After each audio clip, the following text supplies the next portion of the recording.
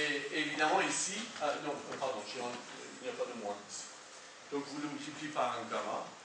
Et donc vous voyez que les cas où les voisins ont la même couleur que le pixel que vous êtes en train de vous intéresser, les probabilités sont plus élevées, de manière exponentielle. Qu'est-ce que ça signifie? Comment? Qu'est-ce que signifie? Ouais. C'est que je voudrais que lorsque je suis en train d'étudier ce pixel-là, ça c'est Zi, ça c'est Zi-1, ça veut dire c'est Zi, et ça c'est Zi, mais I égale J plus 1, et I égale J-1. Ça veut dire les deux voisins. D'accord? Lorsque je suis en train de vouloir calculer la probabilité pour que Zi ait telle couleur, je vais regarder ses voisins. Si les deux voisins sont rouges, je vais dire que la probabilité pour que ZJ soit rouge doit être plus élevée que si un voisin était vert et l'autre voisin rouge, et aussi, etc. Vous voyez la situation qu'il faut. Merci. En gros, ce modèle-là, qu'est-ce qu'il va faire? Ce modèle-là, il va vous permettre de regrouper les pixels qui ont dans la même classe. De manière automatique, avec un tel modèle, il fait la classification que vous cherchez. Il regroupe, il les met dans la même classe, les pixels qui sont voisins et qui sont de la même couleur. De préférence. Comme ça peut nous permettre d'avoir une meilleure résolution sur les frontières. Voilà, absolument. Et aussi, une meilleure résolution sur les frontières, et surtout que la taille, alors on va pouvoir régler la taille des régions. Par exemple, si sur mon image, je ne veux pas que apparaissent des pixels un petit peu isolés. Les pixels qui ont une couleur isolée par rapport au reste, ce n'est pas naturel. Donc, en choisissant une valeur de gamma plus élevée, je vais éliminer donc ces pixels isolés.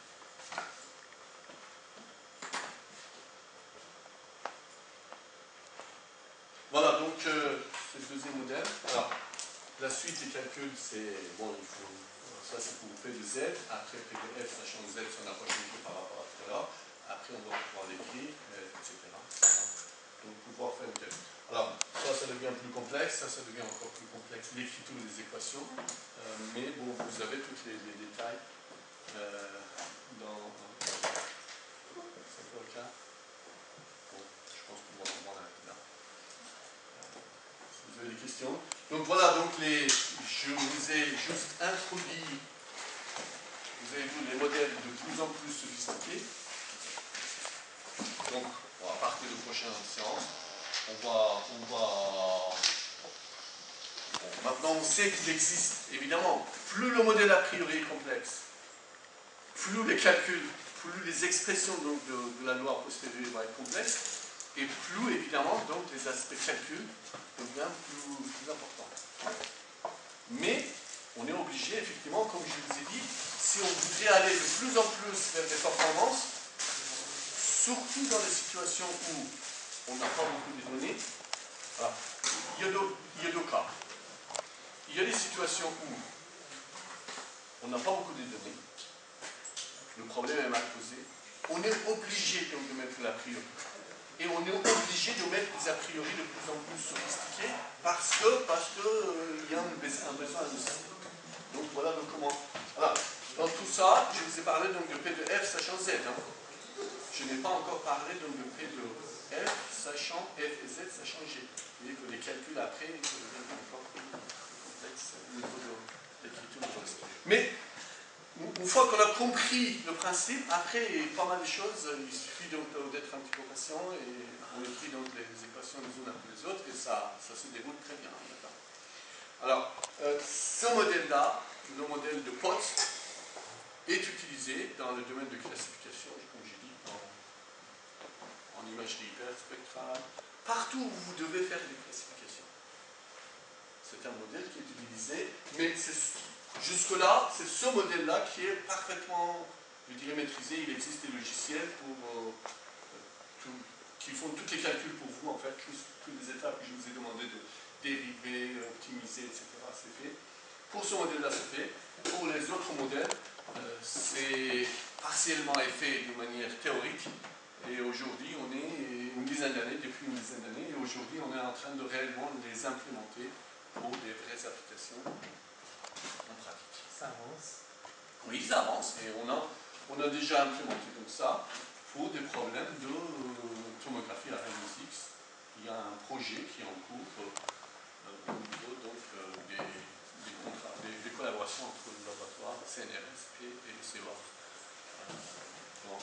Bien du domaine de l'énergie, c'est cette modélisation-là qu'on a implémentée et qu'on est en train de pouvoir utiliser. Et effectivement, ça apporte. Ça veut dire qu'il y a des situations où toutes les autres algorithmes développés jusqu'aujourd'hui ne donneraient pas de bons résultats. Donc, arrive ici, on commence à voir donc, des résultats qui sont pas mal, mais il y a apparition des pixels isolés. Ce modèle-là et les modèles qui sont là-bas commencent à fournir effectivement des résultats qui sont probants.